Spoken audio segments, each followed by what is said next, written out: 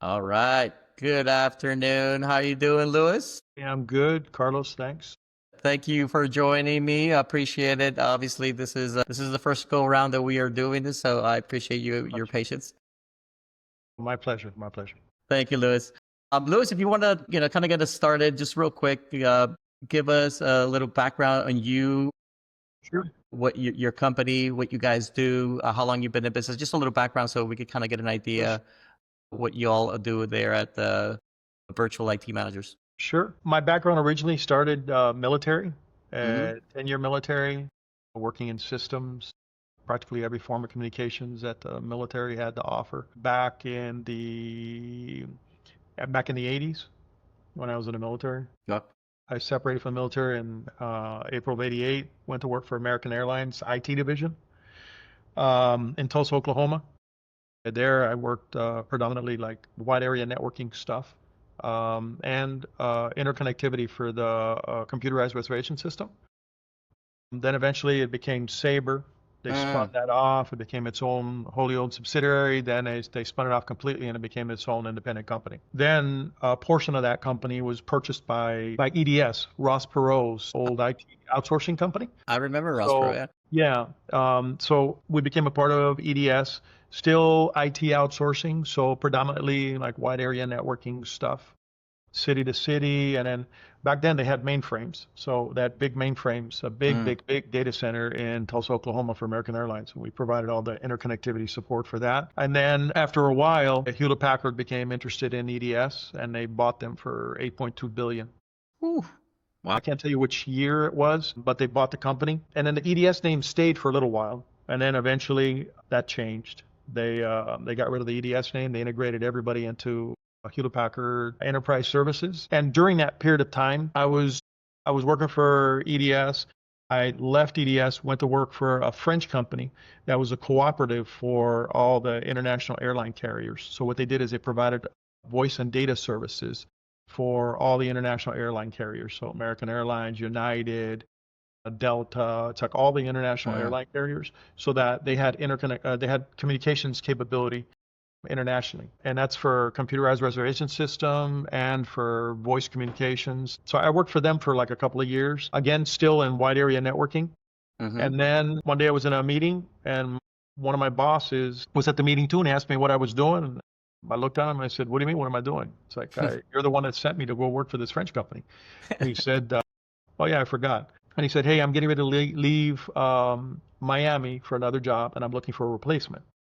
Only it's not going to be in wide area networking. It's going to be in what's called desktop services. So anything that's set on a desk. So Okay. phone, a computer, and then working with predominantly like corporate offices internationally, and also working with like the predominant client back then was American Airlines. Right. So we provided all of the desktop support. So anytime a printer would go bad, a computer would go bad, if their networking connectivity went bad, typically one of the guys on my team would be the ones that would actually work those issues to resolve them for the client. Mm-hmm. And we had responsibility for the Caribbean, Central, South America, Mexico, and the Eastern U.S. Oh, wow. Yeah, That was yeah, big. And then at what point did you kind of make the transition? Because those are great jobs and experience and yeah, titles yeah, and yeah. scope of work that you Right, were doing for those right. big companies. At what point did you kind of to say to yourself, like, I want to do something on my own and start building my own small You company? know, honestly, I wanted to do that for a long time. Only what I felt was the opportunity never really presented itself. And eventually what I did is I kind of creeped into it. I Mm, didn't really just leave working for the company I was working for and just start my own. I started my own kind of part-time, kind of side work. I had different clients. I had some residential clients. really? I had a client that was at the beach that lived in one of the high rises that he actually had a phone system in a one bedroom condo. That's odd. Yeah, he actually did a lot on Wall Street. So he wanted to have his own phone system and that was he was accustomed to. Mm, So I did that for him. And over the years, I was able to kind of gain experience not only in wide area networking, which is typically like internet services or long distance services, but also in desktop services, which is like computers Uh-huh. and interconnectivity of computers and networks. And then eventually I got into voice services. So I got into a little bit of voice over IP. So kind of adding all that experience together, I figured, you know what, I can probably make a decent living doing kind of my own thing. And I know it sounds great. Kind of like the grass is greener on the other side. Entrepreneurial life is Exactly. is no joke. No, it's not, and it's not all kind of sitting back and the money just kind of rolls in. You gotta work it, and now instead of having one boss, you have however number of clients you have. That's how Mm. many bosses you have now, Yeah. and then you add on top of that their employees that many times have pretty great expectations and desires the service that you're providing to them. So in around 2008, I started kind of doing my thing part-time. And I did that part-time for a few years, only because I really wasn't ready to go ahead and start doing my own full-time. Mm-hmm. But then there was a lot of things that were going on after 9/11.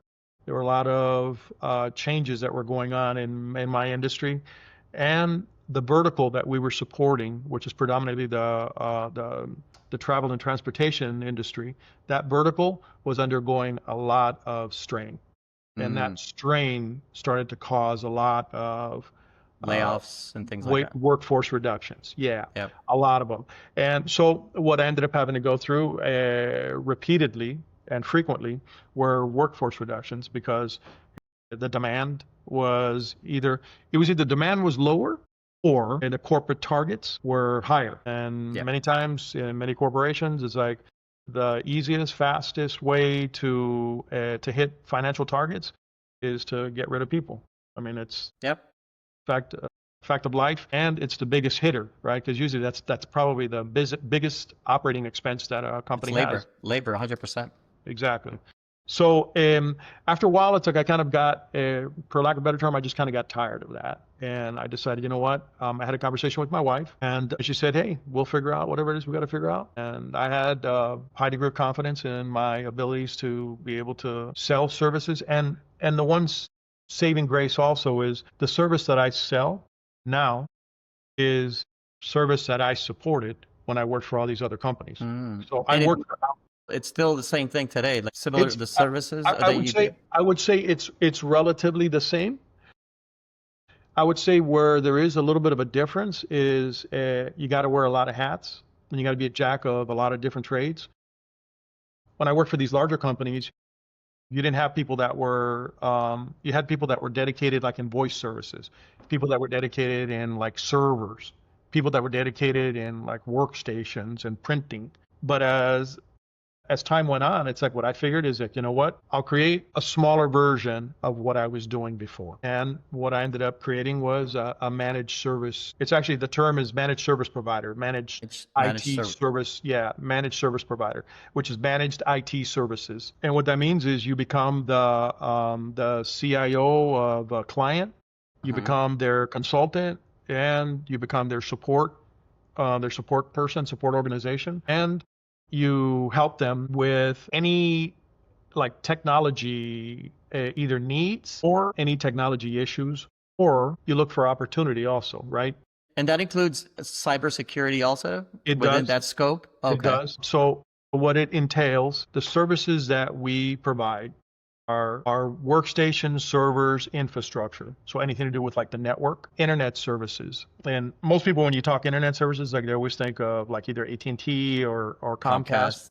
But there's actually, depending on the size of your business and depending on kind of how reliable and how much of a service level response you need for the, like if there's an issue with the service, there's different levels of service. So if you look at like a lot of the Comcast services that a lot of small businesses are using today, it's no different than residential service. All they did is just kind of just rebrand it. They rebranded, and it's, instead of it being residential, now it's small business. But there's other services that are kind of above that. There's fiber services. I've got clients that either have dedicated fiber or clients that have like shared fiber. in my home office, I have shared fiber with AT&T. So it's not the same. And the service level also. So if it goes down, the amount of time that it'll take for them to restore it is different than, let's say, somebody that's subscribing to a dedicated.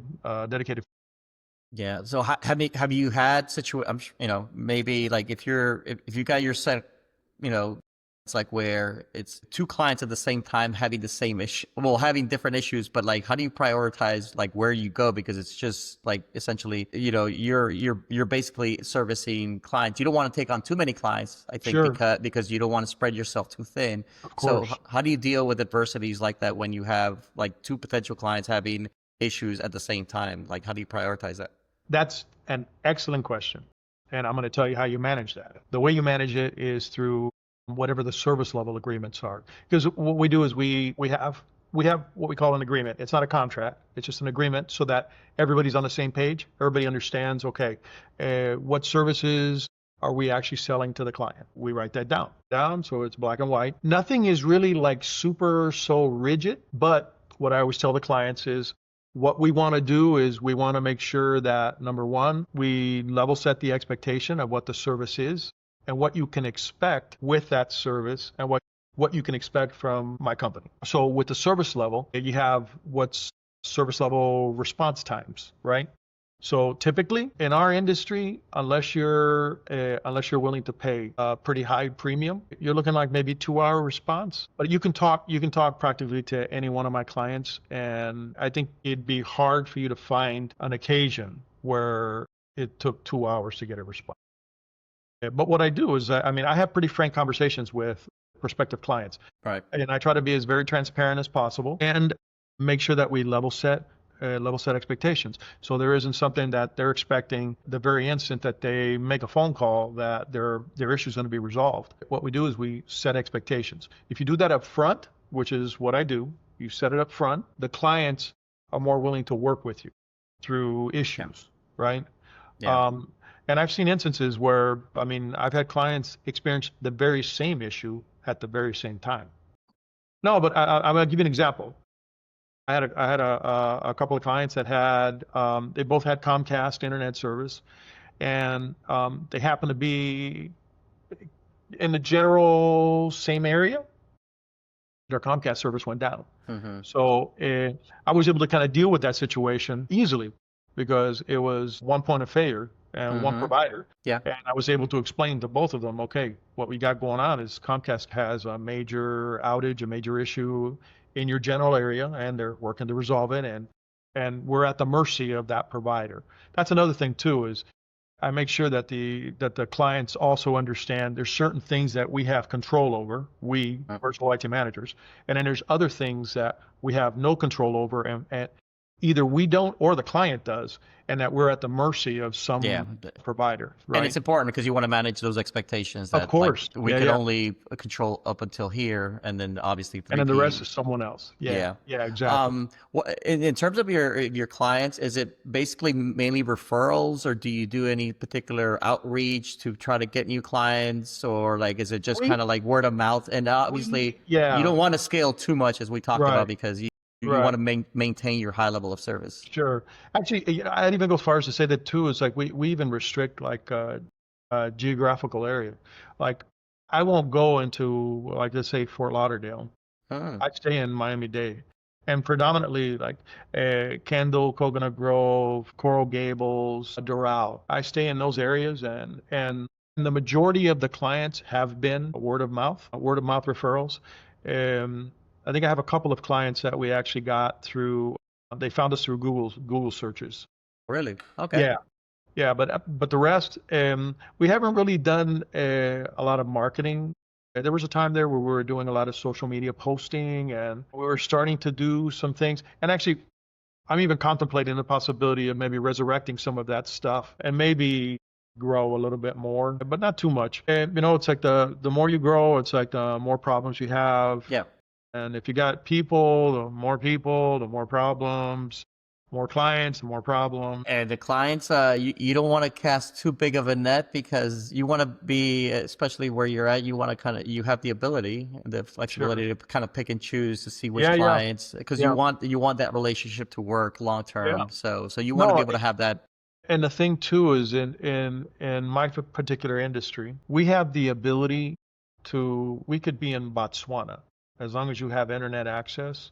Yeah. You can deal with, I would say, 90% of the issues that clients experience. You can deal with those. And I would say maybe 10% are you have to physically touch something. But the majority of the time, it's fixing things remote, different issues. And Yeah. so actually that, and then the other is, let's say, like we sell voice over IP services. So if there's a problem with the voice service, typically we'll reach out to that vendor, right? The Right. vendor that actually is providing that service. Or if it's internet service that's down or having some Mm-hmm. issue, or it's slow or a lot of noise or whatever, we reach out to that vendor. We can do that anywhere. Yeah. How That's do? kind of good and bad. Yeah. Good and bad because in my industry, working for the large corporations that I worked for, because of those facts, a lot of works or different tasks were actually offshored, right? They were moved to the Yep. Philippines, moved Yep. to India, moved to like other places. I can't remember the other places that they moved to when I was working for Hewlett Packard. Yeah. No, it makes sense. I mean, obviously, we always see that either folks are laid off and then things are taken offshore, and then Yeah, it's yeah. the economics of corporate life. As you know, like I was telling you a little bit about, like I'm going to Harvard to do a course on AI in business. So that's one of the main reasons why I wanted to chat with you, just to kind of see where you're at.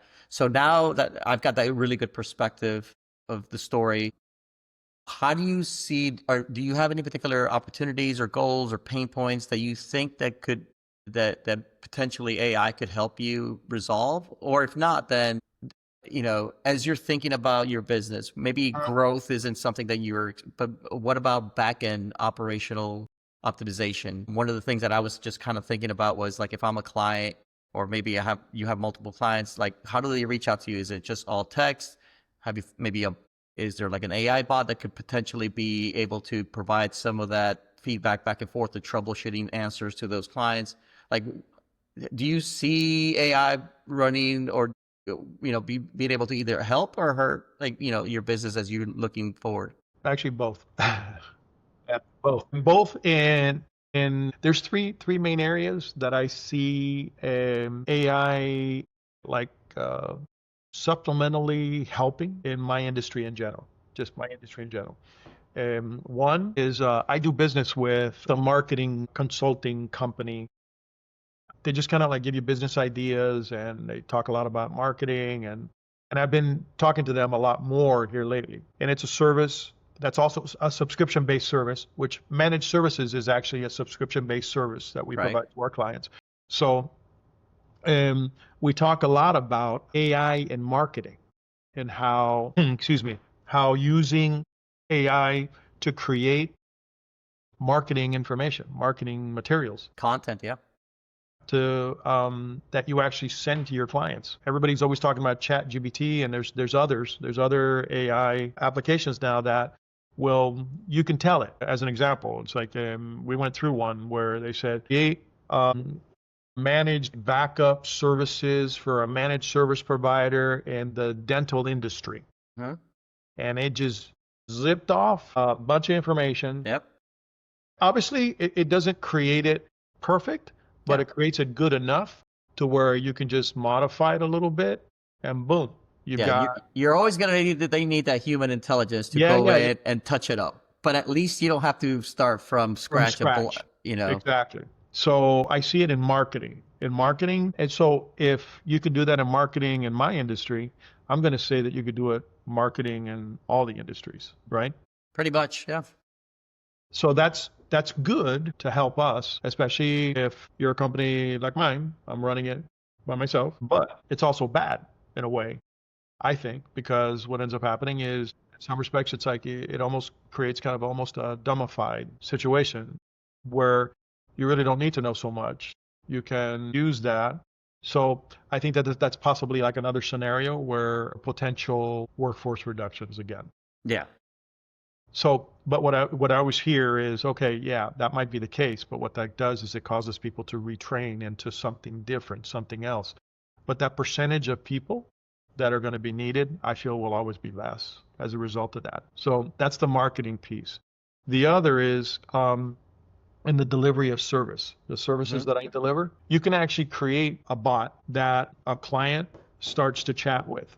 Right. Says, hey, my printer's not printing. Oh, okay. Have you done this? Yes, I have. Okay. Have you done this? So it'll step through Yeah. and ask the end user to go through several steps to the point to where either they resolve it or it's handed off to a human being, right? But like the first touch is not even a person. It's a bot that's telling you what to do, It's right? phenomenal. Like I've used it, whether it's with my credit card, with my bank, Yeah, or yeah. I think as consumers, we've all used it, and it's gotten much better. As a matter of fact, at Amazon, we actually have like 100 regional fleet managers around the country. We have God knows how many SOPs and different processes, policies, and managing the 80,000 vehicles. There's a lot of data, a lot of things behind Sure, it. sure. So I think like 6 months ago that we incorporated our own bot internally, and it's crazy because just about and it keeps learning and getting better. Just about any little thing, like if there's somebody in the field that doesn't know hey, how do I find out when the last oil change was on this vehicle or whatever, Right, or when right. the last accident or what? I mean, yeah, you could, but here's the issue. I think we're talking about this. It's helping out a great deal, but then again, it's creating a certain laziness to a certain extent Yeah, from the yeah, yeah. user, where the user now doesn't know how to pull that report or pull that data on their own, Sure. and then they're relying so much on this bots. Yeah, so it's great from that perspective that it does help out, but I could see it. That's why I was asking you for your business, uh, potentially like I'm sure you have certain email issues, questions. I'm sure you have your own SOPs, your own processes that Sure. you could teach Sure. a bot, and if they're able to respond and service the client, and then at least shield you from a Right. call or an escalation, that's Sure. free time for you. Right, right, right. That's like first level support. First level support is Yeah. actually provided by a bot. Now, so that's the second scenario. And then the third scenario is where you have AI executing the commands for you. So now you're not even asking the user, did you do this? Did you do that? The bot is actually doing it for the user, doing Hmm. it for the technician. So let's say restarting your computer. The bot asks you a question. You respond to that question. It says, okay, so let me go ahead and try and restart. Everybody always laughs. It's like that's always like the IT solution for It's your everything. reboot. It's your reboot. Yeah, exactly. Just restart your computer and then see what happens. So what you can end up doing is with AI, you can create a situation, or actually not you can. There are situations now today to where it's automatically done. So the user says, I'm not receiving email, but I get into it shows that it's connected. Let's say if it's Microsoft 365, it's like it shows that it's connected. I'm not getting email. I have internet access because I'm surfing, but I'm not getting email. Okay. Did you open and close your email application? Yeah. Okay, I did. Okay, well, the bot can ask you that. You say yes, and then the bot will say, okay, I need to restart your computer. Please close down all your applications. Save whatever work you're gonna need to save, Yeah. and then I'm restarting your computer. Boom, it restarts the computer. And then it starts to pose questions again after it reestablishes communications with the user again. So the AI can actually do so much to where I've always said to everybody in my industry, what's really important is to have a solid foundation. You need to be able to have a really solid foundation, and that allows you, one, to always be able to grow and to learn more and more because you can always add on to what you've previously learned if you have a good foundation. Because what I find in my industry is you meet a lot of people that they know just enough to sometimes resolve issues by accident and sometimes cause more issues. Yeah. and you ask them, why are you doing whatever it is you're doing? And they can't really tell you why. They're just kind of seeking and destroying. So you have to be careful when you're building, like, let's say, an AI script that's going to actually execute things, right? So it Yeah. needs to be based on good, solid, like positive historical information. But then what's bad about that is now you run into a situation kind of like what you were almost saying is, again, it's another dumbifying situation. So now a person can come in and maybe not necessarily know as much or have as solid a foundation because the AI bot has that foundation that a person would Yeah. normally have, right? Yeah. Oh, definitely. I agree. So I think that from what I'm like, what are your, like, in terms of your business, you mentioned you kind of want to, it'd be nice to grow it, but then again, not so much. But what if we could work on that back end, maybe the optimization, the freeing up of the time.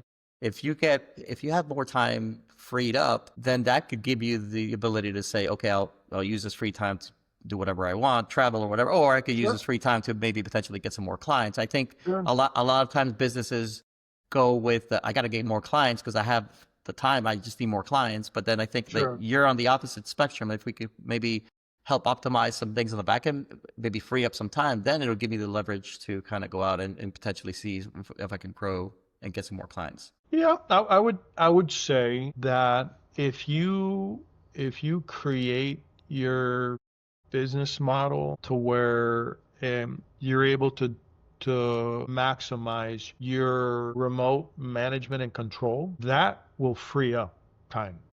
Yeah. If you can optimize that to where you're not really dealing with so many client phone calls, because the fewer phone calls that you're dealing with for issues, the more time you have for all the other stuff that'll help you to find more clients, And you right? get a lot of phone calls from like I physical get phone calls it, or it, text, like, it depends. I'll tell you, there's where I can almost expect like a higher number of phone calls or issues Mondays because a lot of the internet service providers and some of the other companies that do like software as a service and whatnot, they'll do things like on a Friday night, right? Because what they want to do is they want to impact their customer base as least as possible.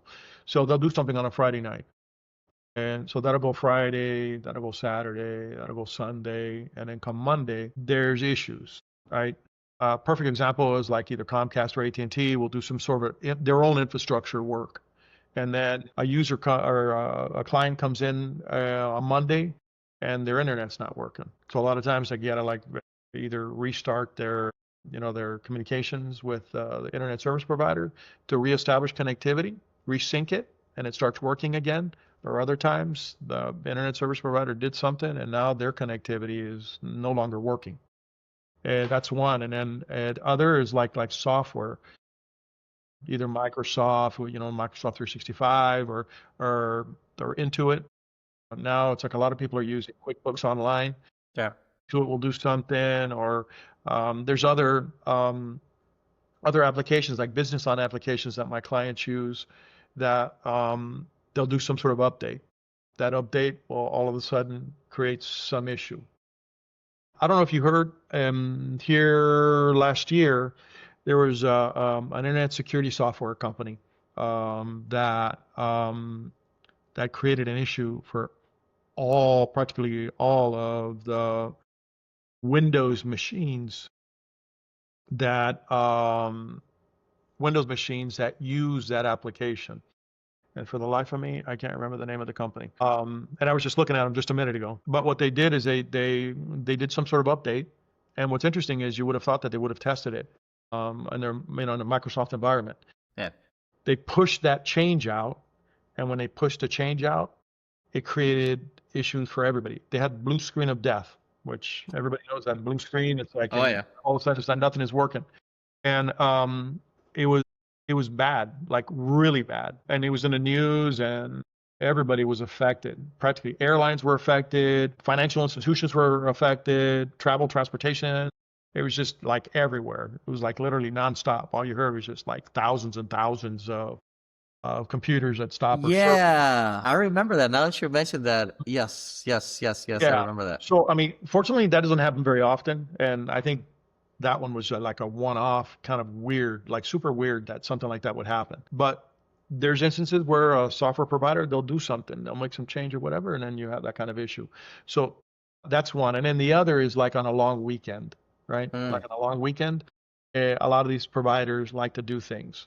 So Mondays and the Monday after a long weekend, like a holiday weekend, extended weekend, are typically like the times where you see like higher volume of calls. Right.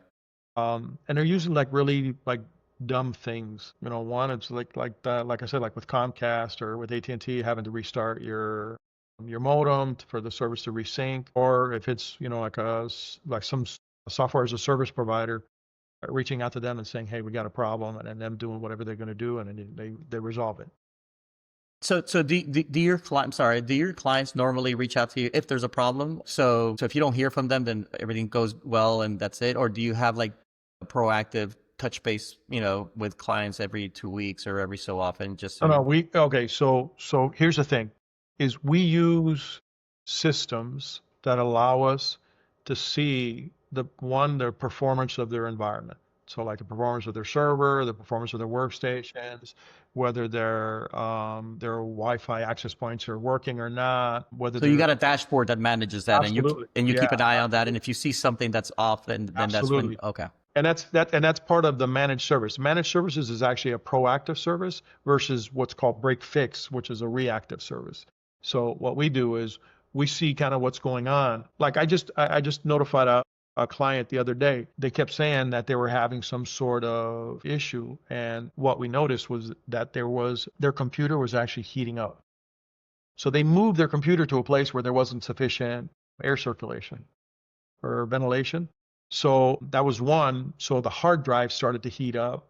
And with the hard drive heating up, the computer actually slowed down. So we were able to tell them, hey, you got a problem here.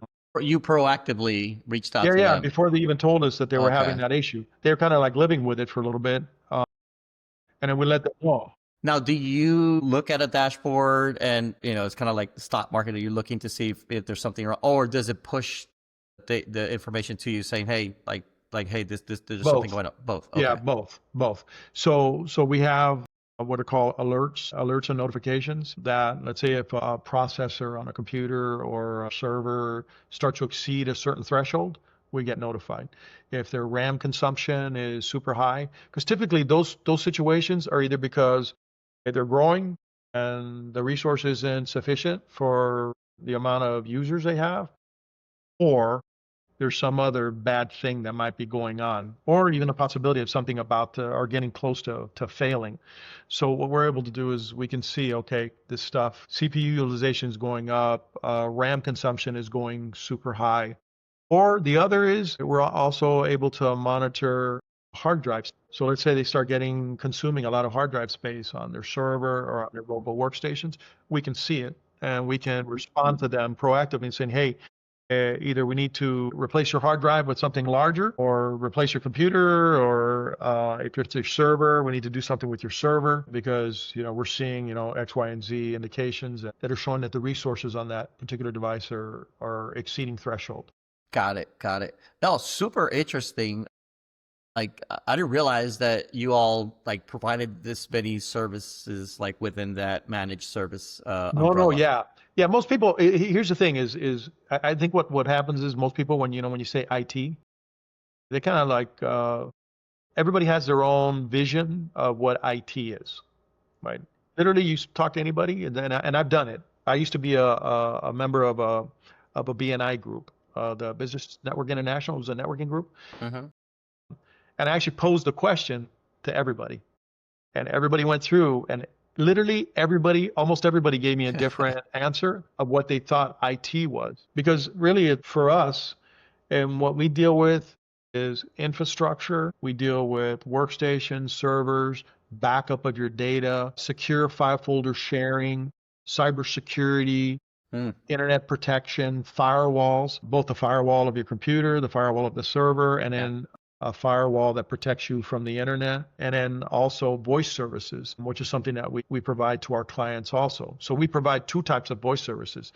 We provide either hosted service, which means it's in the cloud, and all you have is a phone sitting on your desk, or a voice over IP phone system to where the phone system is actually in their office. Mhm. And we have phones that connect to that, and we have lines that go out from that phone system to whoever the phone service provider is. That's great. I think that like you're right.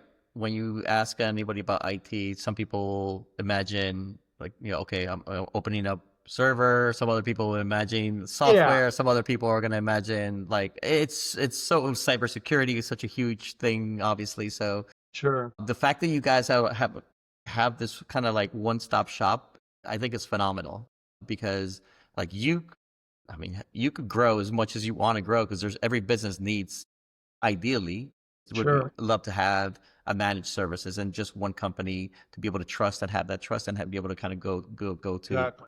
No, that's great. No, I mean, Louis, I think this is phenomenal. Thank you for all the information. I think we're gonna the one thing that I probably want to follow up on, if you don't mind, is like I do want to double check and probe, and I'm gonna check on my side to see if there's any cool tools or anything like with on the chatbot for managed services, anything like that that maybe could help you guys, or at least because there's so many different tools out there, and every day there's different iterations of it. So if you don't mind, I will just kind of probe around and see if I find something cool, interesting. No, I'll actually, I send it to you. don't. I don't know.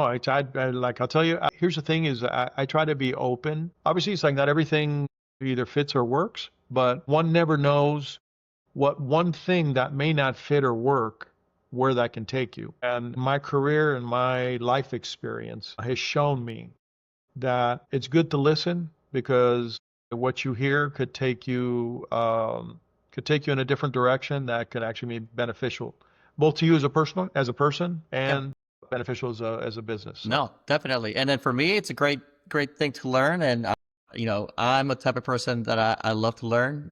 I love to learn, coach, and train things. Like, even yeah, if it's something that is obscure, like, hey, like, I've just learned something new. Nobody's going to take that away from me. So I think as a business owner, as somebody that, at your level also, you could appreciate the fact that, okay, if it's something that maybe it doesn't work for me, but yeah, at yeah, least it's something cool that absolutely, potentially later on, maybe with a client, maybe with somebody else that could be beneficial. So for sure.